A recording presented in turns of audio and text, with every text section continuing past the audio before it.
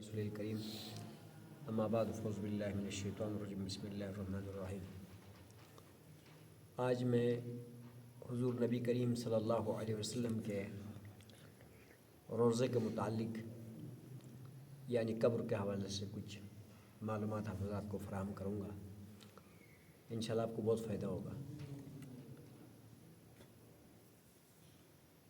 یہ جو انبیاء علیہ الصلوۃ والسلام کے قبور ہوتے ہیں، جو قبریں ہوتی ہیں، یہ عمومی عام قبرستان میں نہیں ہوتا۔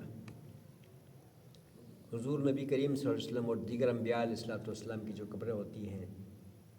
جہاں پر اس کو عارضی موت واقع ہوتا ہے، جیسے ہم لوگوں کو اوپر مستقل موت طاری ہوتی ہے، اسی طرح انبیاء علیہ الصلوۃ والسلام کے اوپر بھی مستقل موت طاری نہیں ہوتی۔ اس کے حوالے سے ہمارے جو اکابرین ہیں، انہوں نے یہاں تک کہا ہے کہ انبیاء علیہ الصلوۃ والسلام کی جو موت ہوتی ہے وہ پاؤں کے پاس، مطلب جو روح ہوتا ہے پاؤں کے پاس سمٹ کے وہاں جم ہو جاتا ہے، اور پھر جب قبر میں رکھتے تو پھر دوبارہ بدن میں پھیل جاتا ہے۔ سمجھ میں آئی؟ تو انبیاء علیہ الصلوۃ والسلام جس گھر میں جس جگہ پر وہاں مطلب فوت ہو جاتے ہیں، یعنی وہ دنیا سے منتقل ہو جاتے ہیں، تو اسی گھر میں وہیں پر جو ہے ان کو دفن کرنے کا حکم ہوتا ہے۔ تو حضور نبی کریم صلی اللہ علیہ وسلم آخری لمحات میں، یعنی دنیا کی آخری ساعت میں، ان کا یہ تمنا تھا کہ میں مطلب حضرت عائشہ رضی اللہ تعالیٰ عنہ کے ہاں مطلب آخری جو دن ہے میں وہیں رہوں اور میری روح جو ہے نا وہیں پر مطلب پرواز ہو جائے۔ تو ساری بیویوں نے اور ان کو اجازت دیا، نبی علیہ الصلوۃ والسلام کو اجازت دیا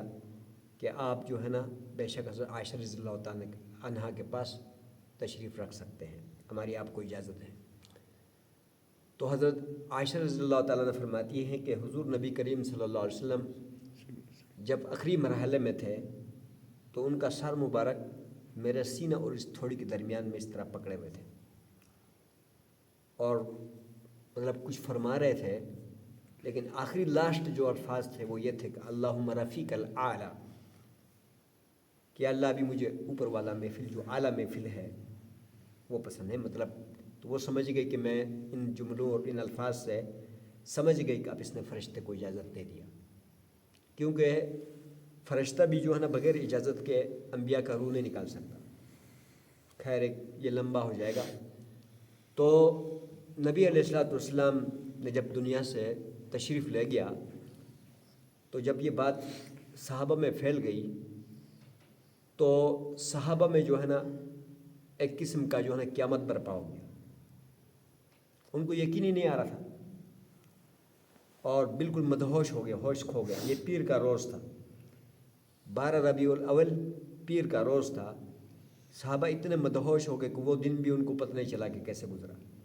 منگل کا دن بھی پتہ نہیں چلا کیسے گزرا۔ پھر جا کر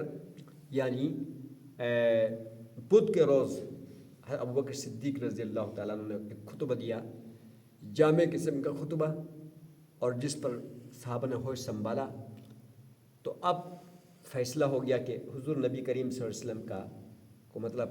دفن کیا جائے۔ تو اس میں مطلب جو قبر کھودنے کے ماہرین تھے، اس میں قبر 2 قسم کا ہوتا ہے۔ ہمارے جو قبریں ہوتی ہیں یہاں پر، اس قبر کو شق کہتے ہیں ہم، شق، اور ایک قبر ہوتی ہے لاحت والی۔ شق والی قبر ایسی ہوتی ہے کہ جیسے صندوق نما ہوتی ہے، جیسے ہم لوگوں کی قبر ہے سیدھی نیچے،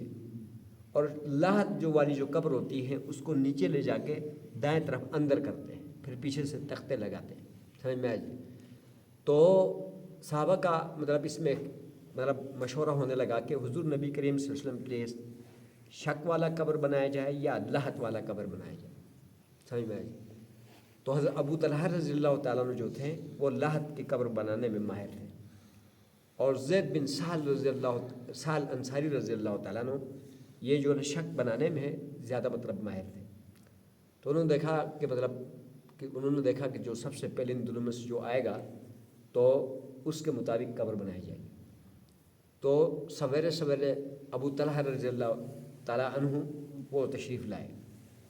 تو انہوں نے لحد والی قبر بنائی جو مطلب اندر سائڈ سے اندر ہوتی ہے، ٹھیک ہے جی۔ اور پھر جب قبر تیار ہو گئی تو قبر کے اندر اتارنے والے جو ہے نا سب سے پہلے حضرت علی کرم اللہ وجہہ تھے، اور ان کے ساتھ ان کے چچا کے بیٹے فضل بن عباس رضی اللہ تعالیٰ عنہ بھی تھے، اور قسم بن عباس جو دوسرا ان کے بیٹے تھے، یعنی دو حضرت عباس کے بیٹے، یعنی نبی علیہ السلام کے اپنے کزن تھے، تین تو کزن تھے، علی بھی کزن تھا، فضل بھی کزن تھا، چاچوں کے بیٹے تھے، اور قسم بھی کزن تھے، اور ایک جو ہے نا نبی علیہ السلام کے منہ والا بیٹا جو تھا حضرت زید، ان کا بیٹا اسامہ بن زید رضی اللہ تعالیٰ عنہ تھا، اور جو پانچواں جو ہے نا وہ شکران نبی علیہ السلام کا ایک آزاد کردہ غلام تھا۔ یہ 5 آدمیوں نے حضور نبی کریم صلی اللہ علیہ وسلم کو یعنی قبر میں اتارا، اور قبر میں اتار کر ایک سادہ قبر بنائی گئی جس کے اوپر کوئی عمارت نہیں بنائی گئی، اور وہ جو مطلب عائشہ کا گھر تھا اسی کا اندر نبی علیہ السلام کی قبر ہوئی۔ اس کے بعد مطلب اسی طرح یہ قبر مطلب کافی عرصہ دراز تک اسی طرح پڑی رہی، اور صحابہ رضوان اللہ علیہ مجمعین اس قبر کے پاس درود السلام پیش کرتے تھے اور وہیں حاضری دیا کرتے تھے۔ بعد میں ایسا ہوا کہ نور الدین زنگی رحمۃ اللہ علیہ کے زمانے میں، نور الدین زنگی رحمۃ اللہ علیہ کے زمانے میں عیسائیوں نے ایک پلاننگ بنائی۔ وہ پلاننگ یہ بنائی کہ حضور نبی کریم صلی اللہ علیہ وسلم کو یعنی ان کے قبر سے نکالا جائے، سمجھ میں آئی؟ تو اب یہ ہے کہ انہوں نے جو عیسائی تھے، یہ جو مطلب جو باتھ روم صاف کرتے ہیں، ان میں سے کچھ لوگ پوری پلاننگ کے تحت جو مدینے کے ذمہ داران تھے، حکام تھے، ان کے پاس آئے، آ کر انہوں نے کہا کہ آپ کو پتہ ہے کہ ہم اس کام میں بڑا دلچسپی لیتے ہیں، شوق ہے مطلب صفائی مفائی کرنے کا، تو آپ ہمیں اجازت دے تو ہم یہاں پر جو ہے نا مدینے کی جو ہے نا صفائی میں اپنا حصہ ڈالیں گے۔ تو ان میں دو عیسائی آدمیوں کو وہاں پر اجازت دی گئی کہ آپ جو ہے نا یہاں پر صفائی کا مطلب بندوبست کر لیں۔ پھر انہوں نے ایسے کیا کہ وہاں ایک جگہ ٹینٹ لگائی، اور ٹینٹ لگانے کے بعد اور وہیں سے انہوں نے سرنگ کھودنا شروع کر، نیچے سے سرنگ کھودتے یعنی نبی علیہ السلام کے پاس یعنی پہنچنے کے قریب آ گئے۔ تو اس وقت کا جو مسلمان خلیفہ تھا مطلب مسلمان تھا، نور الدین زنگی رحمۃ اللہ علیہ تھے۔ تو نور الدین زنگی رحمۃ اللہ علیہ کو حضور نبی کریم صلی اللہ علیہ وسلم خواب میں آ کر کہنے لگا کہ 2 کتے آئے ہیں اور وہ مجھے کاٹنے آئے ہیں۔ نور الدین زنگی رحمۃ اللہ علیہ تو کہیں شام کے علاقوں میں تھے، اور وہیں سے اس نے فوجیں دوڑائی اور دوڑا کر سارے مدینے کو اس نے محاصرے میں لیا، اور ایک جگہ گیٹ لگایا اور کہنے لگا اب نکلتے جاؤ، کیونکہ نبی علیہ السلام نے خواب میں ان دونوں بندوں کو پکڑ کے دکھایا تھا کہ یہ 2 مجھے کاٹنے کے لیے آئے، سمجھ میں آج۔ تو پھر اس کے بعد جو ہے نا وہ لوگ نکلتے گئے، یعنی لوگ نکلتے گئے، پورا مدینہ خالی ہو گئے، لیکن وہ 2 بندے سامنے نہیں آئے۔ پھر نور الدین زنگی رحمۃ اللہ علیہ نے پوچھا کہ اندر کوئی ہے؟ لوگوں نے بتایا کہ بھائی ان 2 مطلب چوڑوں کے علاوہ کیا کہتے ہیں ان کو، جو ہاں سمجھ میں آئی، ان کے علاوہ اور کوئی نہیں، اللہ ان دونوں کو بھی لے آؤ، کہاں ہے وہ؟ تو جب ان دونوں کو لایا، سامنے لایا، تو فرمایا کہ یہ تو وہی لوگ ہیں، یہ وہی ہے جو نبی علیہ السلام کی طرف جا رہے ہیں، کہاں رہتے یہ؟ تو اس ٹینٹ کے پاس لے گئے، تو اس نے کہا اس خیمے کو اکھاڑ لو اس خیمے کو۔ جب خیمے کو اٹھایا تو نیچے تختے رکھے گئے تھے، اور تختوں کے نیچے اوپر دریاں بچھائی گئی تھی، تختے، پھر تختوں کے اوپر، اور رات کو وہ کھولتے تھے اور اندر کام کرتے تھے۔ اور مطلب یہ ہے کہ پھر ان کو نور الدین زنگی رحمۃ اللہ علیہ نے ایسے کیا کہ مطلب روزے کے آس پاس مطلب نبی علیہ السلام کی جو قبر شریف ہے اس کے آس پاس اس نے کھدائی کی، اور نیچے مطلب پانی تک گیا، جو نیچے پانی تک گیا۔ پھر اس کے بعد انہوں نے مطلب تانبا پگھلا کے اور اس کا اندر ڈالا کہ تاکہ آئندہ کے لیے کوئی ایسی شرارت نہ کر سکے۔ اس کے بعد جب اوپر حضرت ابوبکر صدیق رضی اللہ تعالیٰ عنہ بھی وہیں پر ہیں، اور حضرت جو ہے نا عمر بن خطاب رضی اللہ تعالیٰ عنہ بھی وہیں پر ہے، لیکن قبروں کی صورت اس طرح ہے، جیسے یہ میرے 3 انگلیاں ہیں نا، یہ 3 انگلیاں اسی طرح قبر ہے، یہ پہلے فرسٹ ہے، یہ نبی علیہ الصلوۃ والسلام کی مطلب تھوڑا سے آگے جو ہے کیا نام پیچھے کیا ہے، اسی طرح حضرت ابوبکر کا ہے اس سے پیچھے، مطلب اسی طرح تینوں سمجھ میں آئے۔ تو وہ یہ ہے کہ اب اس کے بعد نور الدین زنگی رحمۃ اللہ علیہ کے زمانے کے بعد پھر قبر کے پیچھے اوپر ایک دیوار بنائی گئی، یعنی یہ قبر ہے نا، قبر کے پیچھے ایک دیوار بنائی، پھر اس کے پیچھے ایک اور دیوار بنائی، جو ان دونوں دیواروں کے درمیان میں کوئی مطلب 2-2.5 فٹ کا فاصلہ ہے۔ پہلے ایک دیوار بنائی، اس کا کوئی دروازہ نہیں، اوپر اس کا چھت بند کیا گیا، اس چھت کا بھی کوئی دروازہ نہیں، پھر اس کے پیچھے جو دیوار بنائی اس کو بھی لا کے اوپر بند کیا، اس کا بھی کوئی دروازہ نہیں، سمجھ میں آ جی۔ اور اس کے پیچھے پھر مطلب وہ جو پورا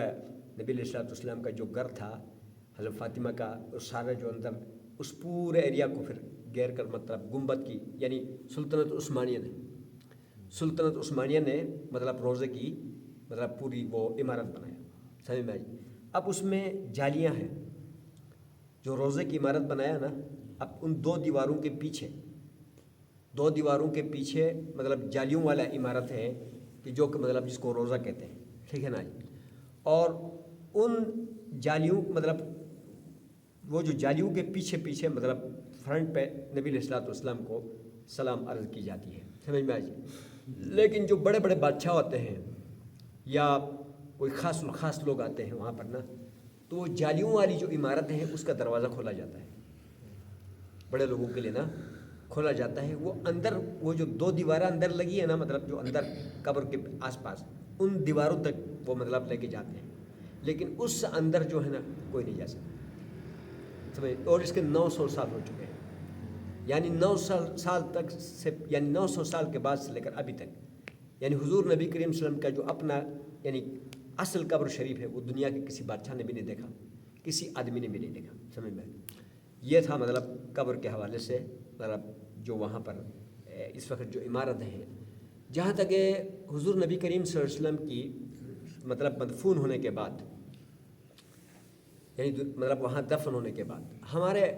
اہل سنت والجماعت کے یہ عقیدہ ہے کہ حضور نبی کریم صلی اللہ علیہ وسلم اپنے قبر کا اندر زندہ ہے اپنے حیات طیبہ کے ساتھ۔ حضور نبی کریم صلی اللہ علیہ وسلم نے فرمایا ہے،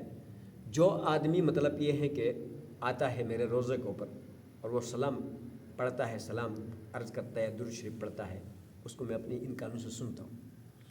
اور اس کا میں جواب بھی دے دیتا ہوں، سمجھ میں۔ ایک دوسری روایت میں یہ آتا ہے کہ فرمایا کہ جو ہے نا ہم انبیاء علیہ الصلوۃ والسلام اپنے قبروں کا اندر نماز پڑھتے رہتے ہیں، نماز کے مشغول ہوتے ہیں۔ اور ایک تیسری روایت میں یہ آتا ہے کہ ہم اللہ کی تجلیات میں کھوئے پیسے ہوتے ہیں، ہم اللہ کی تجلیات میں ہوتے ہیں، لیکن مطلب ان تجلیات میں مطلب ڈوبے ہوتے ہیں، اور جب کوئی سلام کرتا ہے تو ہم اس سے توجہ ہٹا کر کیا کرتے ہیں، سلام کا جواب دیتے ہیں، سمجھ میں آئی۔ اب یہ ہے کہ دنیا کے دوسرے کونوں سے ہم یہاں درود پڑھتے ہیں، مطلب کسی مسجد میں پڑھا جاتا ہے، کسی گھر میں پڑھا جاتا ہے، انفرادی طور پر کسی جنگل میں پڑھا جاتا ہے، آہستہ پڑھا جاتا ہے، زور سے پڑھا جاتا ہے، تو حضور نبی کریم صلی اللہ علیہ وسلم نے فرمایا کہ پھر فرشتے اس کو لاگاہ میں پیش کرتے ہیں، سمجھ میں آئی۔ اس درود السلام کو کیا کرتے ہیں، لاگاہ میں پیش کرتے ہیں۔ اور اس کے علاوہ جو ہے نا حضور نبی کریم صلی اللہ علیہ وسلم جب اپنے قبر میں جب تشریف لے گئے، اور اس کے بعد تاریخ سے اور مستند واقعات سے یہ بات ثابت ہو چکی ہے کہ کتنے اللہ کے نبی کے جو مقرب لوگ ہیں، جنہوں نے اللہ کے نبی کی سنت کے مطابق ان کی زندگی گزاری، انہوں نے جا کے نبی علیہ السلام کو سلام کیا روزے پر، تو نبی علیہ السلام نے اس کا جواب دیا، انہوں نے بھی سنا، اور ساتھ میں بہت سارے لوگ ان کے ساتھ تھے، انہوں نے بھی سنا، سمجھ میں آئی۔ اور یہ کتنی مطلب واقعات اس طرح کے موجود ہیں۔ اور اس کے علاوہ یہ بھی موجود ہے کہ شیخ احمد، جیسے میں نے جمعے میں بتایا تھا کہ شیخ احمد رحمۃ اللہ علیہ کے لیے حضور نبی کریم صلی اللہ علیہ وسلم نے اپنے دست مبارک کو قبر سے کیا کیا، باہر نکالا، سمجھ میں آئی۔ ابھی جو اس وقت جو وہاں پر جو مدینہ یونیورسٹی کے جو اسٹوڈنٹ ہیں، وہ ایک شیخ کیا نام ہے اس کا، مطلب وہ ایک مولوی صاحب سا ادھر گھومتا پھرتا رہتا ہے، میرے ذہن سے اس کا نام نکل گیا۔ اسی طرح وہ جو مدینہ یونیورسٹی کے جو غیر مقلد حضرات ہوتے ہیں، وہ جو وہاں پر ڈیوٹی پر رکھتے ہیں کہ مطلب وہ پولیس والوں کے ساتھ ان کی بھی ڈیوٹی ہوتی ہے کہ یہاں کوئی آئے تو ان کو نماز سکھا دیں، بدعت سے روکیں، رسومات سے روکیں، ان کو سیدھی سیدھی سنت اور حدیث والی باتیں بتا دیں۔ تو ٹھیک ہے، وہ بہت اچھی رہنمائی کرتے ہیں وہاں پہ، مطلب دنیا کے مختلف ملکوں سے مختلف سوچوں والے، مختلف مذہبوں والے لوگ وہاں آتے ہیں اور مختلف قسم کی خرافات کرنے کی کوشش کرتے ہیں، تو وہ ان کو روکتے ہیں۔ لیکن بہت ساری ایسی چیزیں بھی وہ کرتے ہیں جو کہ ان کی علم اس کا پورا گھیراؤ ان کا نہیں ہے، مطلب وہاں کھڑے ہو کر روزے پر کہتے ہیں، لڑتے بھی ہیں لوگوں سے کہ بھائی آپ یہاں پر نبی علیہ الصلوۃ والسلام کی قبر کی زیارت کے نظر سے غرض سے یہاں نہ ہو، کہتے بس آپ مسجد نبوی میں نمازیں پڑھنے کی غرض سے آ جاؤ، اور جو ہے کیا نام ہے یعنی یہاں پر جو ہے نبی علیہ السلام کی زیارت یا قبر کی مطلب غرض سے یہاں پہ نہ ہو، سمجھ میں آ جی۔ تو یہ قرآن و حدیث کے مطابق مطلب یہ بات صحیح نہیں ہے، سمجھ میں آ جی۔ بلکہ ایک روایت یوں بھی ہے کہ ایک آدمی حج پر آتا ہے، سمجھ میں آ جی، حج پر آتا ہے اور آ کر میری ملاقات کے لیے یہاں نہیں آتا، ملاقات کے لیے یہاں نہیں آتا، تو اس نے میرے ساتھ وفا نہیں کیا، اس نے میرے ساتھ کیا وفا نہیں کیا۔ اور ایک آدمی یہ بھی آیا ہے، نبی علیہ السلام نے فرمایا کہ ایک آدمی اگر حج کرنے کے بعد میری زیارت کی غرض سے یہاں آتا ہے مدینے میں، تو قیامت کے دن میں اس کے لیے کیا کروں گا؟ شفاعت کروں گا، سمجھ میں۔ حضرت بلال رضی اللہ تعالیٰ عنہ حضور نبی کریم صلی اللہ علیہ وسلم نے جو دنیا سے تشریف لے گئے تو حضرت بلال رضی اللہ تعالیٰ عنہ جو ہے نا شام چلے گئے تھے، وہاں نہیں رہتے تھے، ٹھیک ہے نا۔ تو بہرحال بڑا عرصہ گزر گیا، وہ آسان سفر تو ہوتے نہیں تھے، نہیں آیا مدینے کی طرف، بڑا ٹائم گزر گیا، سمجھ میں حسن حسن بڑے آدمی بن گئے۔ تو ایک دن نبی علیہ الصلوۃ والسلام حضرت بلال کو خواب میں آیا کہ بلال آپ نے ہمارے ساتھ اتنی بڑی بے وفائی کیوں کی؟ آپ نے ہمارے ساتھ اتنی بڑی بے وفائی کیوں کی ہے بھائی کہ جو ہے کیا نام ہے آپ گئے اور غائب ہو گئے، ہمارے پاس آپ نہیں آئے۔ حضرت بلال جب صبح اٹھا تو یہ خواب تھی، تو اس نے پھر دوڑ لگائی اور روزے کا اوپر آ کر حاضری دی، اور حسن اور حسین نے کہا کہ بھائی آپ اذان دیجئے تاکہ وہ پرانی یادیں بحال ہو جائیں۔ تو حضرت بلال وہ زورہ دیوار کے اوپر اذان دینے کے لیے گئے، جب انہوں نے اذان دیا تو فرمایا کہ یا تو وہ دن تھا کہ جو لوگ مطلب نبی علیہ السلام کی جدائی پر روئے، یا یہ دن تھا کہ نبی علیہ السلام کی یاد اور پرانے صحابہ کی یاد پر پورا مدینہ اکٹھا رونا شروع ہو گیا، سمجھ میں آ جی۔ تو حضور نبی کریم صلی اللہ علیہ وسلم کے پاس ایک آدمی حاضری کے لیے وہاں جاتا ہے تو تمام پردے مطلب آؤٹ ہو جاتے ہیں، اور نبی علیہ السلام کے لیے پتہ چلتا ہے کہ یہاں کون کون میرے لیے سلام کرنے کے لیے آئے اور کون کون یہاں سے گزر رہا ہے، کس کس اخلاص کے ساتھ آتا ہے، اور نبی علیہ السلام اس پر کیا ہوتے ہیں؟ بہت خوش ہوتے ہیں۔ ہم نے اپنے استادوں میں سے ایک استاد سے یہ قصہ سنا، جب وہ بیان کر رہا تھا ہم سن رہے تھے، تو کہنے لگا کہ میں تمہیں ایک وظیفہ بتاتا ہوں، بار بار مدینہ جانے کے لیے، اور ایک وظیفہ بتاتا ہوں، وہ وظیفہ آپ لوگ کر لو تو کہنے لگا کہ آپ کو مدینہ یعنی عمرے کے ساتھ بار بار نصیب ہو جائے گا۔ پھر وہ بتانے لگا کہ جب آپ مدینے میں 8 دن گزار کر جب واپس آنے لگو تو آپ اپنے کمرے سے یا مسجد نبوی سے اٹھ کر نہ ہو بلکہ روزے پہ جاؤ، نبی علیہ الصلوۃ والسلام کے سامنے بعد اب کھڑے ہو جاؤ اور یوں کہہ دو کہ اے اللہ کے نبی صلی اللہ علیہ وسلم، اے اللہ کے نبی صلی اللہ علیہ وسلم، آپ ہمیں دوبارہ آنے کی اجازت کے ساتھ، آپ ہمیں دوبارہ آنے کی اجازت کے ساتھ رخصت فرما دیں، ابھی ہم آپ سے رخصت ہیں۔ سمجھ میں ایک بڑا خاص مطلب ایک پوائنٹ ہے کہ نبی علیہ الصلوۃ والسلام سے یوں کہیں کہ یا رسول اللہ آپ ہمیں دوبارہ آنے کی اجازت کے ساتھ مطلب رخصت فرما دیں، سمجھ میں آئی، ابھی ہم آپ سے جا رہے ہیں۔ تو فرمایا کہ پھر نبی علیہ الصلوۃ والسلام کی شفاعت ہوگی اور آپ پھر وہاں جانے کا آپ کو موقع ملے گا۔ میں نے اس کو تجربہ کیا، یقین جانیں میں نے اس کو تجربہ کیا، اور میں نے فجر کے بعد ہم نے مدینے سے مکے کی طرف آنا تھا، تو سویرے سویرے میں احرام باندھ کے نا میں مطلب روزے کے اوپر گیا، اور میں نے کہا یا رسول اللہ اب ہم جانے لگے ہیں تو واپسی دوبارہ آنے کی اجازت کے ساتھ آپ ہمیں رخصت فرما دیجیے۔ میں مطلب ہوٹل میں آیا تو پتہ چلا 2 گھنٹے بس لیٹ ہے، 2 گھنٹے بعد میں نے کہا آپ 2 گھنٹے ہوٹل میں کیا کریں گے؟ پھر میرے کو حاضری کی توفیق مل گیا، میں آیا۔ اس طرح کرتے کرتے 2-3 مطلب مرتبہ وہ بس مس ہو گئی، اور جو ہے نا وہ لوگ سارے پریشان ہیں صبح سے انتظار میں۔ پھر میں نے سوچا یار یہ جو میں جو جملہ استعمال کر رہا ہوں کہ بار بار روزے پہ جا کے کہہ رہا ہوں کہ جو ہے کیا نام ہے مجھے دوبارہ آنے کی اجازت کے ساتھ واپس کر لے، تو دوبارہ آنے کی اجازت کے ساتھ واپس کر رہا ہے، پھر مجھے آنا پڑ رہا ہے دوبارہ، سمجھ میں آیا جی؟ لہٰذا میں نے کہا یہ نہ ہو کہ میری وجہ سے یہ بس لیٹ ہو گئی میرے ان جملوں کی وجہ سے، سمجھ میں آیا؟ پھر میں نے دوبارہ جا کر روزے پہ کہا کہ یا رسول اللہ مجھے پاکستان سے دوبارہ آنے کی اجازت کے ساتھ یعنی مجھے آپ رخصت کر لیں، سمجھ میں آیا جی؟ تو جب میں یہی کہہ کر جب ہوٹل میں آیا تو بس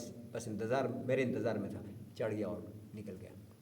سمجھ میں آئی؟ تو یہ مطلب قبر کے حوالے سے نبی علیہ الصلوۃ والسلام کی میں نے آپ کو عرض کی. اور شیخ احمد رحمۃ اللہ علیہ کے بارے میں آتا ہے کہ جب نبی علیہ الصلوۃ والسلام کے ہاں جا کر اس نے کہا کہ یا رسول اللہ جب ہم دور ہوتے تھے تو ہم اپنی روح بیچتے تھے جو آپ سے مل کر آتی تھی، تو اب یہاں آئے تو پردہ کس بات کی؟ تو نبی علیہ السلام نے ان کے لیے اپنا دست مبارک قبر سے کیا کی؟ باہر نکالی. اللہ عمل کرنے کی توفیق عطا فرمائے. اللہم آمین.